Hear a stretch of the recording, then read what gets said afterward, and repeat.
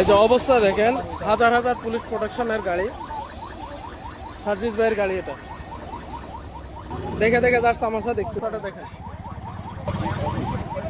কিছু হয়নি। তো এটা তো আসলে সভ্য সমাজ হইতে পারে না। এটা হ্যাঁ, এটা ভাঙছে। এটা তো কি মানে এই গাড়ির ভিতরে দুইজন শত শত পুলিশ ছিল, আমি কি জাস্ট কয়েকজন ছাত্র দলের কর্মী। এগুলা কি নির্দেশনা ছাড়া হচ্ছে? আপনারা ভাই ওইখানে আমাদের না থামায় আপনারা টানিয়ে নিয়ে চলে আসছেন। আমরা কি জম্মু কাশ্মীরে আছি?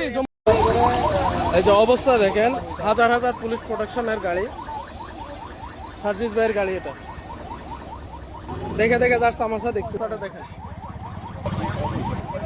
কিছু হয়নি। তো এটা তো আসলে সভ্য সমাজ হইতে পারে না। এটা হ্যাঁ, এটা ভাঙছে। এটা তো কি মানে এই গাড়ির ভিতরে দুইজন শত শত পুলিশ ছিল, আমি কি জাস্ট কয়েকজন ছাত্র দলের কর্মী। এগুলা কি নির্দেশনা ছাড়া হচ্ছে? আপনারা ভাই ওইখানে আমাদের না থামায় আপনারা টানিয়ে নিয়ে চলে আসছেন। আমরা কি জম্মু কাশ্মীরে আছি?